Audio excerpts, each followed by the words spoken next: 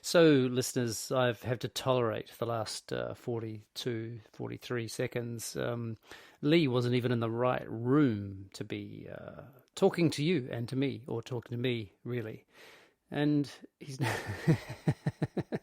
and he's been telling me about how he's been up since 6 a.m. and he's been so busy and so many things, and then I think he lost track of time. He was so infatuated with just the extraordinariness of his morning, and so now we're after start time, and he's got headphones on.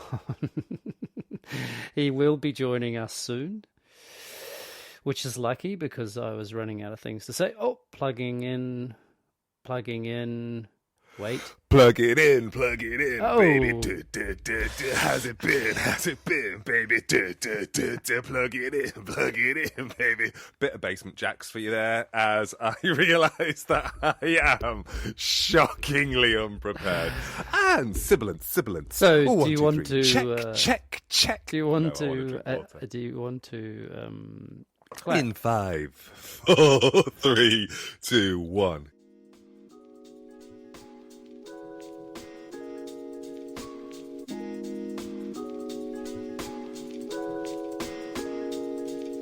This is a podcast in which two friends talk about the pleasures, absurdities, and imperfections of being human. I'm Simon Ellis. And I'm Lee Miller. Welcome to Midlifing.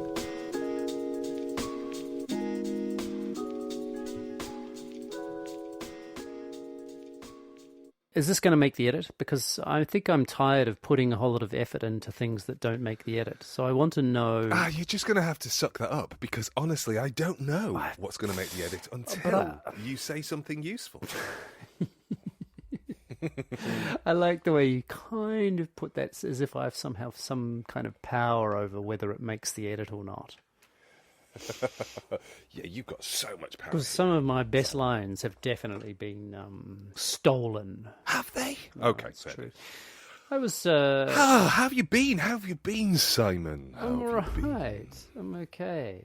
I had this funny thing at work the other day where there was I guess you could call it a gaggle of people going, "Ba-ba-da, bored now." and did they save it for anything that you said? Actually, it was something that I was saying. Ba-ba-da. Bored now. I want to welcome somebody who has turned up in our podcast statistics. Oh. Somebody has been listening to us on a smart speaker. What's the smart speaker? I don't know. I guess it's like an Alexa or one of those things, or maybe it's an iPod. Hey Siri, play Midlifing. HomePod. Yeah, that kind of thing. But for the first time ever, because it breaks down the kind of machinery that the podcast is listened to on. Yes. So it says like so many percent on computers, so many percent on iPhones, so many percent on Android phones, and 2% of our listenership. So it's there are multiples, have turned up listening via a smart speaker in the last couple of weeks, and I have been scratching my little tiny head going, wow, what would that be like to have a smart speaker shout us out around the room? I know, I would love to hear from this, I'm just going to call listener, because 2% of 50. Hey. That is not our listenership, as well you know. It's true. So I'd like to hear from all of you, smart speaker. I would. Actually, Lee would. info@midlifing.net. I don't. And also, while we're on the topic of people that we are interested in hearing from, I am interested in hearing from the person who has been listening to us in Hilo, Hawaii. I'm probably saying that wrong. Hilo, Hilo. You say Hilo, I say Hilo. And I'll be in Scotland for you. So... Nice. Thank you. So, that person, I wonder, is it the film star Ezra Miller, who, no relation, who has had an injunction placed on them because they use gender non-conforming pronouns, because of a series of inappropriate public acts this week. And they're based in Hawaii. They were arrested in Hawaii, in Hilo, Hawaii, this very week, and it just occurred to me, What if they are the person listening on a smart In speaker Hawaii. in Hawaii whilst attacking strangers? I mean, you actually you're hitting the nail on the head in terms of our demographic, really, aren't you? So any angry of you listeners who celebrities. have not been attacking people this week, Please don't. This has been the week for attacking, but let's move on. Oh, hey, so I do have a serious question for you. Okay, go ahead and ask it. Do you, when you and Bob were married, did you get a dowry?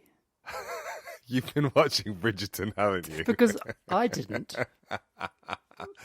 I did not get a dowry at all. My parents did not pay a dowry for me, to the best of my knowledge. But, I don't know. I don't know what's gone on behind the closed doors, the machinations that went into making sure that this match lasted. Because so are you suggesting that your marriage was about real true love and not a business exchange? I'm gonna have to say yes, it was. Wow. It was that. I mean, we were a love match. We were Antony and Kate Sharma. Oh my God, we are such the demographic for Bridgerton, aren't we? We are two middle-aged men. Yeah, and so have you watched the entire series? Of course I have. Spoilers from this point on. They get it on. They get it on. Big time. Ooh, that last episode. Woo!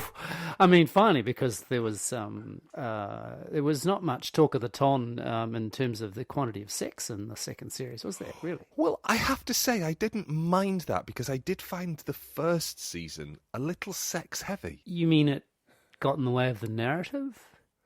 No, I just meant that, gratuitous. Yeah, I just was like, oh God, I'm not sure I want to see people humping against a light. No, it always just makes me think of that's always the moment when your mother walks in when you're watching a film.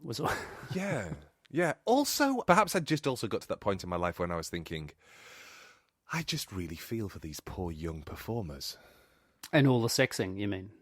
Yeah, I've gotten to a point in my life now where I am no longer the demographic who would be cast in that role. I would absolutely be the Dowager Duchess. Should I be cast in a role? And so I'd be the Dowager Duchess of Danbury. Oh, would you? And is that the character God. you identify is the Duchess of Danbury? No, it's just I know that's my playing age at this point. Right. You'd be good with a walking stick or whatever, a cane. Thank you. Yeah. I think I would be.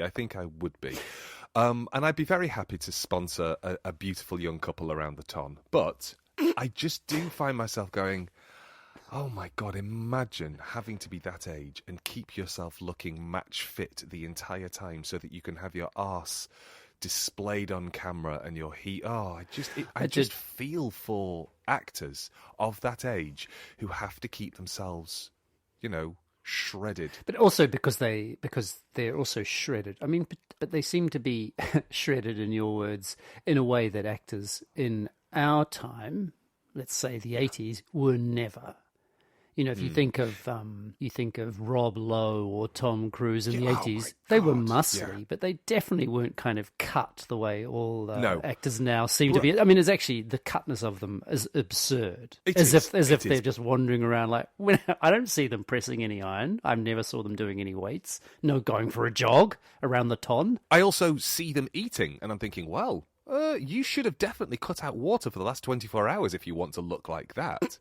So there is that sense. I mean, I think Brad Pitt was probably the first person to look that way, wasn't he? Yes, on camera. And he did appear in Thelma and Louise. That's right. Yeah, it wasn't supposed to be him, as far as I'm aware. Oh, who was it supposed to be? No, I don't. My memory doesn't stretch that far. That was your. Yeah. I was quite glad to have a little bit of respite from the hushing and the pushing. Yes, it was a strange. It felt like an entire season of one episode of Cheers. The whole the whole Sam and Diane thing. Yeah, exactly. And when it was and I think it just went on and on and on. It just felt a little bit like that. It got a bit saucy though, didn't it? Are you talking about the outdoor. rather delightful cunnilingus scene? I was indeed. It was quite explicit. But it was also quite delightful because female pleasure was put at the top of the agenda. Yes, although she didn't tolerate it so well the next day by having to go for a ride and falling off a horse. Yes, but it was 1813. These are the things you do after cunnilingus. Yes, I was a bit disappointed with Antony's performance while dancing. He had his shoulders very high in that dancing. I think it was too many weights, too much getting cut. He looked a little bit awkward in the dancing. Are we planning on pivoting to become a Bridgerton review show? Because, hey, we could do that. We would probably build our listenership significantly if we were to rebrand and call this show On the Ton and have midlifing on the ton. Two middle-aged men talk about how they feel regarding the hit Netflix show Bridgerton. That was my week, really. Wow, that's a slow news week in Simon's house. I got nothing. We've had emails. We have, and I was just saying, also had a message from a listener that was delighted to have heard the word puerile spoken out loud for the first time in this person's life. They'd only ever read it, and they got it twice in one show. Puerile. That's such a lovely word. There we go. Well, it's also entirely appropriate given the content for us. Yes, of the last subject. Normal. We got feedback from a listener about the word puerile. Lovely. And we also got some questions. It felt like homework, I won't lie. Sorry, it did feel like homework. Can you read it for me? Okay. So, in April I turned 25. Wow. Congratulations. Many of my conversations are now filled with monotone subjects such as mortgages, taxes, and car insurances, etc. In the last episode, you mentioned how Lee and Bob have started planting for spring. This made me jump for joy as I too have just started planting for spring, which led to two thoughts. One, man, I just fucking love compost bins. And two, I don't feel like a teenager anymore. Anyway, two questions follow. What have Lee and Bob been planting? Did either of you ever experience a quarter-life crisis where you suddenly realised you were much more of an adult than you had previously realised? I did some rigorous scholarly research on it, and here is the wiki article. And it's a link to a quarter-life crisis Wikipedia article. Which I didn't read. And neither did I. Didn't want to know I'm not sure, Charlie, I hope that Charlie realises that we don't do any preparation, and because that would be, we would be, so, aside from being a very long email. It was long, but it was full of joy. Charlie, technically we weren't planting for spring. We were using the fact that it was spring as a moment to do some replanting. So we had a fatsia that was about to kind of take over a pot.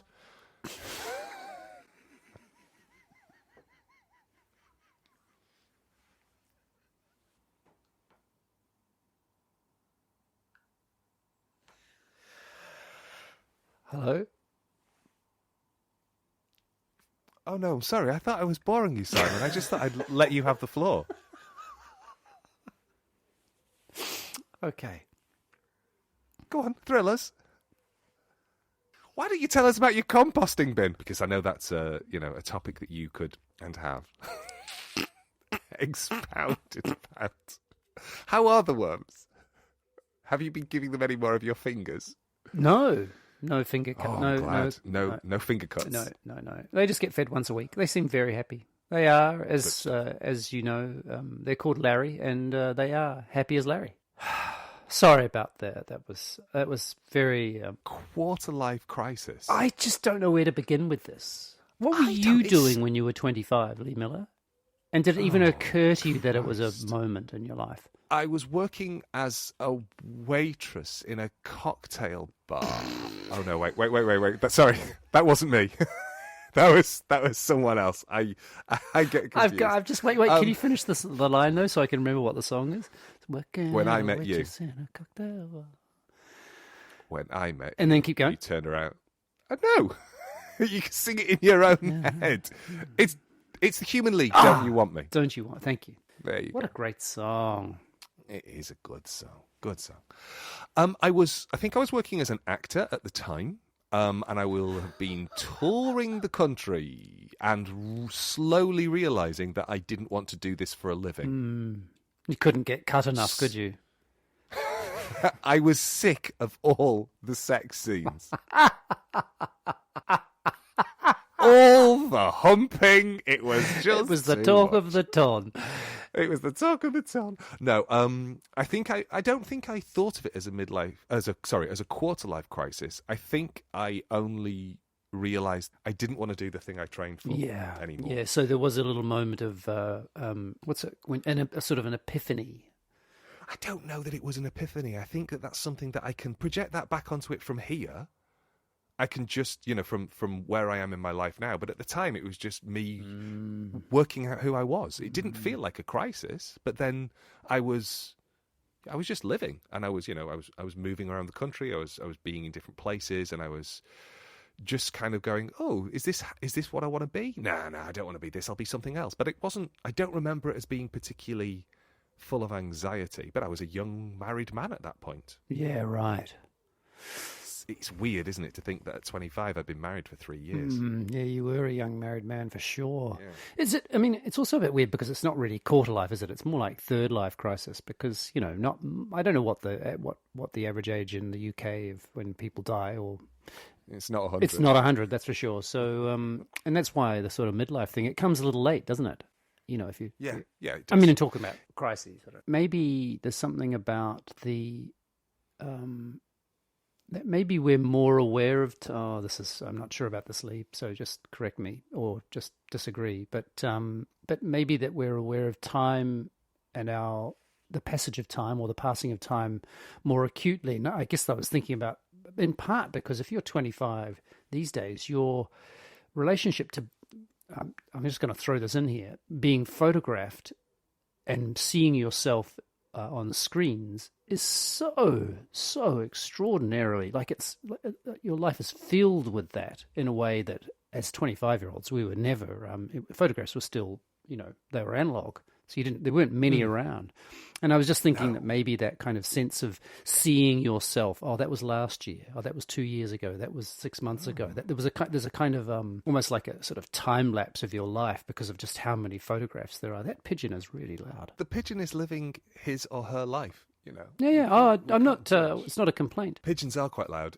We've had that pigeon and also a gaggle, I don't think that's the right collective noun, of jackdaws hanging out the garden recently. Jackdaws. Lovely. Jackdaws are beautiful. They Are are. you familiar with the jackdaw? I am very familiar, although I prefer crows. And jackdaws are quite groupy, aren't they? They hang out in gaggles. They are quite groupy. Yeah, exactly. And we had one a couple of years ago as a very small chick fell into the garden from a nest. Jackdaw. A jackdaw, yeah, and we fed it blueberries, Of course. and gave it water and kept an eye on it until eventually it was big enough to leave. And I wonder if it's the same jackdaw just coming back with its big pals. Oh, It's been wouldn't that hanging be around the great? garden. You should have tagged it. It's a wild bird. I don't want to do that, but it has been very It has been very nice to see these guys hanging around this week. That's because the pigeon's making noises. I just knocked myself off a conversation about photographs. I honestly don't know. I think that there is probably something about. I mean, it was a pretty. I mean, I hadn't thought about it at all, and it was just about. I was just thinking about. Well, yeah. something. I imagine there's something different about being 25 now than there was about being 25 in the mid 80s. Oh no, mid 90s. Sorry, I was gonna say we're not that old. Mid 90s. Yeah. I'm trying to remember if we talked about this. The rise in cosmetic surgery as a result of the pandemic. Have we talked about that? Don't know if we have. So that sense, because it was just I was thinking about your observation of. Do people feel time differently because they're captured digitally much Or much see more than we themselves were? on See on themselves, screens, or exactly, yeah. But there were lots of think pieces written about the rise in the Zoom makeover. People wanting nips and tucks because they're looking at themselves the whole time and going, "Fucking hell, I didn't know I looked like that." That's what hide self-view is all for, though. That's also what a better light source is all for. Yeah, you and your ring light, but yeah. It's just about where people put the camera. If you will put the camera beneath you with a shitty light above you, you're going to look haggard. If you put a decent light source in front of your face and lift the camera up and then just angle your chin upwards, you look gorgeous. Is that how you made that photo? Is that how you took that photo of yourself for the announcement For my new job. for your new job, which will be in the show notes, ladies and gentlemen. Because No! it is a ripper. It's absolutely fantastic. You look very handsome and very serious and very mature and very academic and very like you had taken about 400 shots in order to get the right one. I did some yoga this morning, and they were talking about horse lips, and my yoga. Hang about. I was doing some yoga and they were talking about horse lips. You're really going to need to put some things together for So my yoga teacher, right, whose name is Adrian. On the TV. Yeah. Gotcha. She was saying, let's do some horse lips. And she made that comment, which is, it's very hard to... And so horse lips, for those of you who don't know this, everyone would know, right? You mean... Yeah. It's very hard not to feel incredibly... They're incredibly uplifting to do. They're relaxing, they're playful, they're silly. It's very hard not to end up smiling after you've done horse lips. Try it at home right now, dear listeners. Can I ask you a question? You go. When you do horse lips, Yeah. do you do the both sides of the cheeks, or do you do it centrally, or... Oh, centrally. Right. But I could do side. Yeah, because I do one side, I go... And then... I'm not so good on the left side, though, weirdly. No, I'm not so good on the left side, but my dad... I'm sorry, I'm vividly remembering when my dad taught me how to do this. This is who my dad is, right? You've all heard stories about my dad by this point. You know that he can kill chickens. You know that he is... he taught me how to do the one-sided horse face at his dad's funeral. My dad leaned over and he said something along the lines of, "I'm not sure this man has ever met my father." Like that.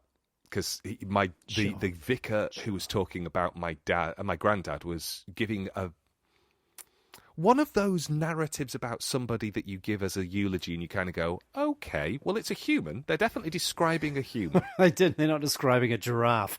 We really came to the wrong funeral. Yeah. But they're definitely describing somebody who has been alive in the world. Just different. And it's just not the person that we know. For all those people who have black and white, striped skin. Oh, I went to the giraffe funeral. I'm so sorry. But... my dad kind of just very subtly said, this doesn't sound like my dad. And then he just went, oh, and just sort of breathed out through one side of his mouth, sort of kind of in that sort of, but only one side of his face wiggled. And I said, I don't think I can do that. And he went, oh, no, I'll show you, it's really easy. And then he just started to teach me how to kind of do the horse face on one side. But you're not making a horse face, are you? I guess there's some... This is podcasting gold, isn't it? Do you think we've bought the farm? Do you think we've... Do you mean jump the shark? I know, I meant bought the farm, dying. actually, yeah. Do you think we've died? Do you think we're in purgatory right now? This coming to you live from purgatory, midlifing. Oh.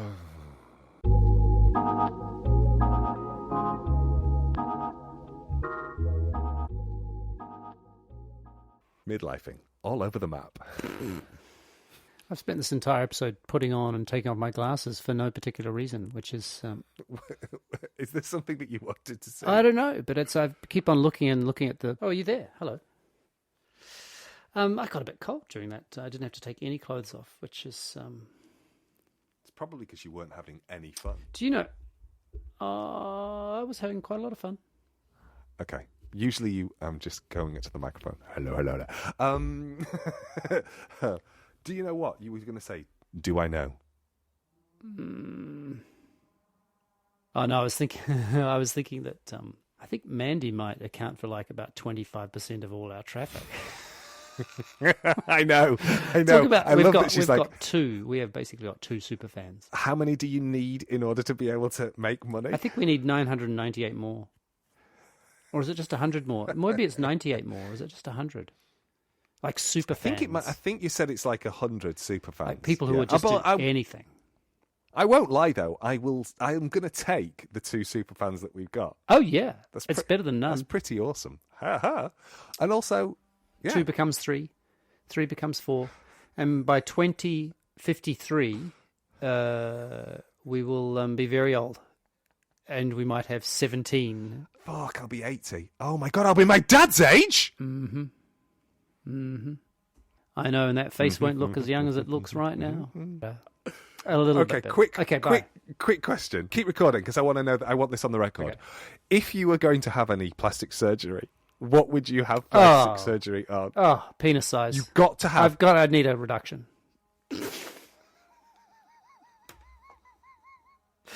No, if I would have plastic surgery. So plastic surgery just means, oh, are you there? I think he just hung up on me.